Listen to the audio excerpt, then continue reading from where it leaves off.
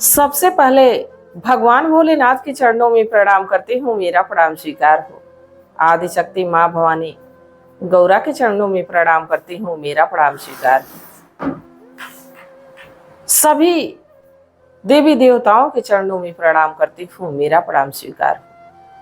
जितने भी हमारे वीडियो देखने वाले गुरु भाई गुरु बहन है, सबके चरणों में प्रणाम करती हूँ, मेरा प्रणाम स्वीकार हो। गुरु भाई गुरु बहनों, महादेव की दया तो सब पे बरसती है, उनकी दया तो सब पे बरसती है। देवों में देव महादेव, सब तो देव हैं, पर हमारे गुरुजी महादेव। तो जब जिनके नाम में ही महा जुड़ा हो, उनकी दया भी कुछ कम नहीं होगी, क्योंकि सारे देवी देवता तो दया करते हैं, वो परम दया करते हैं, वो परम कृपालु हैं, परम दयालु। हमारे महादेव सभी देवी देवताओं के गुरु हैं, क्योंकि सबको तो पिता के स्थान पे देखा जाता है, पर हमारे भोले बाबा बाबा हैं, जिनके नाम में महा जुड़ा, जो बाबा कहलाता है। यानी देवताओं से सबसे उच्च स्थान अगर जो कोई रखता है तो हमारे महादेव, हमारे गुरुवर। हम लोग तो उस गुरु के शिष्य हैं, जिसको सिर्फ मनुष्य ही नहीं, देवी देवता भी बाबा ही कहते हैं। तो चलिए उसी गुरु की आराधना करते हैं, उसी गुरु की वंदना करते हैं। और जितने भी हमारे गुरु भाई गुरु बहन हैं, सबसे हाथ जोड़ के यही विनती है कि आप लोग महादेव की कथा को ज्यादा से ज्यादा शेयर करिएगा, ताकि सभी शिव भक्तों तक पहुंच जाए। और अगर जो भी हमारे गुरु भाई गुरु बहन चैनल पे नए आए होंगे, अभी तक सब्सक्राइब नहीं किए होंगे, तो चैनल को सब्सक्राइब कर लेंगे, ताकि जो भी महादेव की कथा पढ़े आप लोगों तक पहुंच जाए। देखिए, इंसान कहता है कि कर्मों का फल कैसे मिलता है, कब मिलता है। तो जो जैसा कर्म करता है, समय आने पर उसको वैसा फल अवश्य मिलता है। कुछ लोग ये भी कहते हैं कि जो कर्म हम आज करते हैं तो क्यों आज ही नहीं उसका फल मिलता है। तो ये समय पे निश्चित होता है।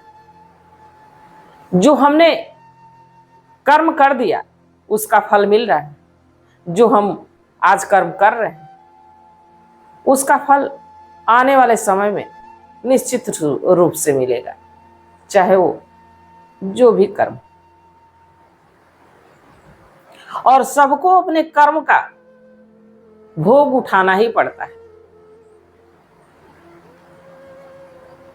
एक राज्य में दो व्यक्ति रहते थे, एक व्यापारी और एक आम व्यक्ति रहता था। व्यापारी बड़ा ही धर्मात्मा था, धर्म को मानने वाला था, दान पुण्य भी करता था, रोज मंदिर भी जाता था। बाकी जो आम व्यक्ति था वो भी रोज मंदिर जाता था। जैसे कि रोज व्यापारी जैसे ही वो अपने घर से निकलता, अपने बिजनेस के लिए जाता, रास्ते में भगवान के बिना दर्शन करने जाता नहीं। जब दर्शन कर लेता तभी वहां से कोई काम शुरू करता। और रोज जो आम व्यक्ति था वो भी मंदिर पहुंचता, बाकी वो मंदिर तो पहुंचता, बाकी किसी और कारण से वो रोज मंदिर के बाहर जो जूते चप्पल रहते हैं उसको चुराता और दूर बाजार में ले जाके सेकेंड हैंड में बेचता। जितने पैसे वाले नहीं रहते हैं, गरीब रहते हैं, या जिसके पास पैसे का अभाव रहता है कम दाम में चप्पल खरीदते पहनते हैं। अब वो उसी से उसकी रोजी रोटी चलती, उसी से उसका परिवार का भरण पोषण चलता है, और रोज चोरी करता है। धीरे धीरे समय गुजर रहा था। दोनों के कर्म थे मंदिर जाना, ऐसा नहीं था। मंदिर तो एक चोर भी जाता है, एक भिखारी भी जाता है, एक धनवान भी जाता है, पर किसकी श्रद्धा किसमें है। अब समय गुजरा, धीरे धीरे समय गुजरा। एक दिन व्यापारी गया मंदिर, और साथ ही वो जो आम व्यक्ति था वो भी पहुंच गया पहले। मंदिर के बाहर जितने जूता चप्पल था समेट ही रहा था कि उसकी नजर पड़ी मंदिर के अंदर। देखा कि दान पेटिका में आज ताला नहीं बंद है, और पुजारी जी भी दिख नहीं रहे, और जो भगवान के ऊपर छत्र लगा है वो भी चांदी का है। अब वो जूते चप्पल छोड़ के सीधे मंदिर के अंदर प्रवेश किया। जो दान पेटिका का रुपया पैसा था उसको एक झोली में डालता है, और साथ ही भगवान के ऊपर से छत्र उठाया और लेके वहां से रफ उचक कर कुछ देर के बाद व्यापारी भी पहुंचा। व्यापारी मंदिर के बाहर ही भगवान को हाथ जोड़ के प्रणाम कर रहा है कि हे प्रभु, आपकी दया से, आपकी कृपा से सब कुछ मेरा बढ़िया चल रहा है। बस हे प्रभु, ऐसे ही दया करते रहिएगा, ऐसे ही सब कुछ बढ़िया चलता रहे। इतने देर में पुजारी जी आ जाते हैं। उनकी नजर भगवान के ऊपर पड़ती है, छत्र गायब, दान पेटिका पे नजर पड़ती है, खुला हुआ। अब उनकी नजर उस व्यापारी पे जाती है, तुरंत चोर चोर करके चिल्लाने लगते हैं। इतने में मंदिर परिसर में ढेर सारी भीड़ इकट्ठा हो जाती है। अब इस व्यापारी को खूब मारते हैं, अधमरा कर देते हैं। कोई कहता है छोड़ो, इसने जब चोरी कर ही लिया, बता नहीं रहा है कुछ, अब ऐसा मत मारो कि मरी जाए, दोष लगेगा, पाप लगेगा। अधमरी हालत में उसको छोड़ देते हैं। किसी किसी तरह व्यापारी उठता है, चलने लगता है। जैसे ही कुछ दूर आगे जाता है, देखता है कि जो जूता चप्पल रोज चुराता था चोर, वो इतना ढेर सारा धन को देख के बड़ा ही खुश हो रहा है कि आज तो प्रभु ने इकट्ठे हमारी लॉटरी ही लगा दी। अब ये व्यापारी देख के बड़ा ही क्रोधित होता है। घर पहुंचता है, अब इतनी मार खा लिया है। कुछ ही समय गुजरता है, उसकी मृत्यु हो जाती है। और संयोग से इस चोर की भी मृत्यु उसी दिन होती है। और दोनों जब पहुंचते हैं स्वर्गलोक में,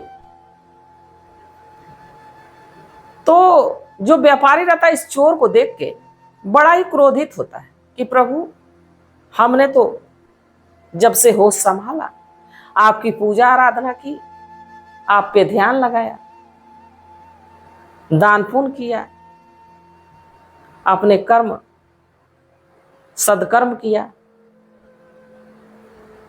बाकी इस चोर के कारण बहुत मार खाया। और ये चोर भी यहां मेरी जगह आके खड़ा है, मेरे साथ खड़ा है।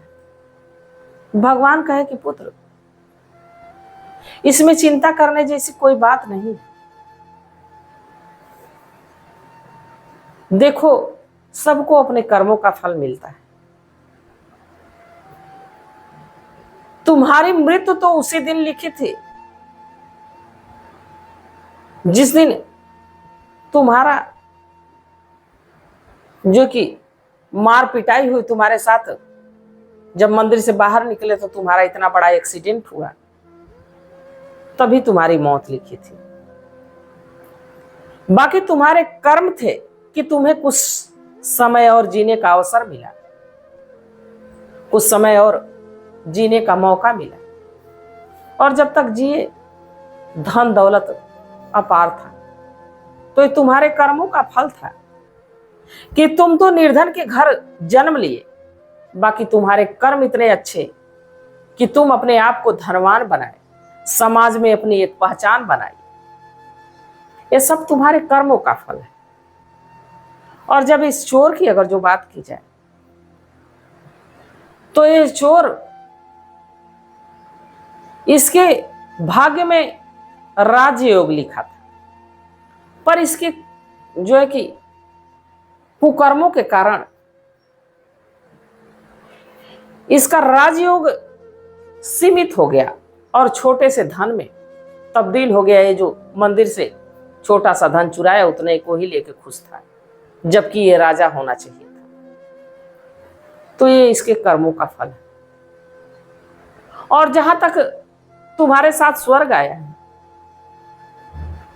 तो ना चाहते हुए भी ये रोज मंदिर के दरबार जाता था, रोज भगवान के दरबार जाता था, रोज मंदिर दर्शन करता था। तो ना चाहते हुए भगवान पे इसकी नजर पड़ती थी, इसलिए ये भी तुम्हारे साथ स्वर्ग आया।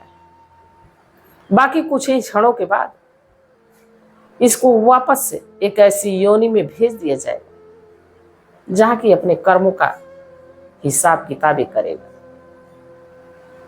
तो देखिए, कर्म फल ऐसे होते हैं कि समय आने पे मिलते ही मिलते हैं, चाहे जिस रूप में मिले, जिस तरह से मिले, जिस तरह से भोगना पड़े, सब भोगता है। हम लोग भी कोई सदकर्म किए होंगे कि अच्छे माता पिता के कोख में, अच्छे परिवार में जन्म लिए, अच्छे संस्कार में जन्म लिए, और आज भी उस संस्कार को सुन रहे हैं, सुना रहे हैं। आज भी भगवान का हम गुणगान कर रहे हैं और इसी उम्मीद में कर रहे हैं कि हमारे जो भी पाप हो नष्ट हो जाए और पुण्य के भागीदार बने, ताकि हमारा जन्म सफल हो सके। तो गुरु भाई, गुरु बहनों, आप लोगों को ये कथा कैसी लगी जरूर बताइएगा, क्योंकि महादेव की कथा, और जब महादेव की ही कथा है, भगवान की ही कथा जिसमें भगवान का नाम जुड़ा है, वो तो अमृतपान हो गया। तो इस अमृतपान का रसपान आप लोग किए, तो अपनी जो भी इच्छा होगी भगवान के सामने रखिएगा, भगवान से दया मांगिएगा। भगवान सबकी दया सुनते हैं, सब पे दया बरसाते हैं। वो तो दयालु, वो तो घट घट के वासी हैं, वो तो अविनाशी, वो तो कैलाशी। तो आप सभी गुरु की आराधना करिए, गुरु की पूजा करिए। और मैं भी महादेव से यही दया मांगती हूँ कि हे महादेव, हे शिव गुरु, जितने भी हमारे गुरु भाई, गुरु बहन वीडियो को देख रहे हैं, सब पे अपनी दया दृष्टि बनाए रखिएगा, सबको सुख समृद्धि दीजिएगा, इसी कामना के साथ। हर हर महादेव।